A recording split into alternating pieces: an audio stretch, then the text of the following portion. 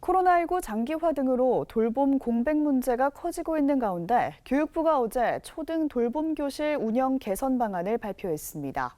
좋은 교사 운동은 개선안에 대해 돌봄 전담사 중심으로 전환하려는 방향성은 있지만 그 한계가 명확하다며 교육과 돌봄 영역을 분리하고 통합 돌봄 체계를 마련해야 한다고 강조했습니다. 오요셉 기자입니다. 교육부가 초등 돌봄교실 운영 개선 방안을 발표했습니다.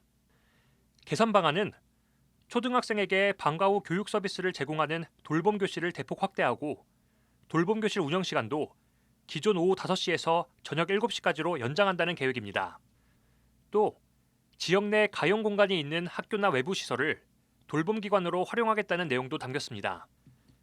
하지만 이 같은 방안은 돌봄 공백 문제의 근본적인 해결책이 될 수 없다는 목소리가 나오고 있습니다. 사회적 돌봄에 대한 수요가 초등학교 돌봄 교실로 집중되는 현 상황에서 교육과 돌봄의 질을 높이기 위해선 두 영역이 명확히 분리돼야 하지만 그렇지 못하다는 주장입니다. 기독 교사들의 모임인 좋은 교사 운동은 이번 개선안에 대해 임시 방편으로 양적 확대만 추구한다며 초등 교사들이 돌봄 행정에 관여하지 않도록 분리해주는 정책적 고려가 필요하다고 강조했습니다. 교육부의 개선 방안엔 교사들의 돌봄 업무를 줄이기 위해 교무 행정지원팀을 별도로 운영하고 돌봄 전담사의 근무 시간을 늘린다는 내용도 있습니다. 하지만 좋은 교사 운동은 개선 노력은 엿보이지만 지원팀 교사의 업무는 더욱 가중되고 책임 소재 등의 이유로 교사와 돌봄 전담사 간에 갈등이 생길 수 있다고 지적했습니다. 내가 교사인지 그런 보육의 어떤 책임자인지 이제 구분이 안 된다 뭐 이렇게 얘기할 정도. 돌봄을 운영하는 그런 행정력이 너무 많이 들어가다 보니까 오히려 이제 교육의 질을 더 떨어뜨리는 좀 그런 부작용들이 나오는 거거든요. 좋은 교사 운동은 학교가 아무리 돌봄을 잘 감당한다고 해도 방학 기간 등 돌봄 사각지대는 여전히 발생한다며 돌봄 공백 문제의 근본적인 해결을 위해선 돌봄 서비스를 통합적으로 관리할 수 있는 전담 부처를 개설해야 한다고 주장했습니다. 각 부서로 분산된 행정 기능을 종합하고 지자체의 산재에 있는 다양한 보육 방안을 통합해 지역 기반의 돌봄 센터를 설립하는 등 사각지대 없는 통합 돌봄 체계를 마련해야 한다고 강조했습니다.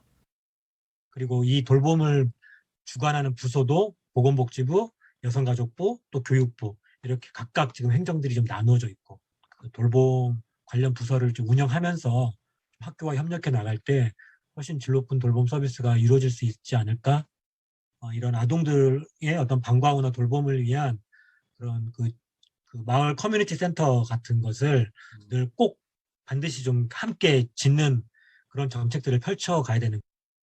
한편 좋은 교사 운동은 지금의 돌봄 서비스는 어른 중심이라며 아동들의 입장이 반영된 대안을 마련할 것을 촉구했습니다.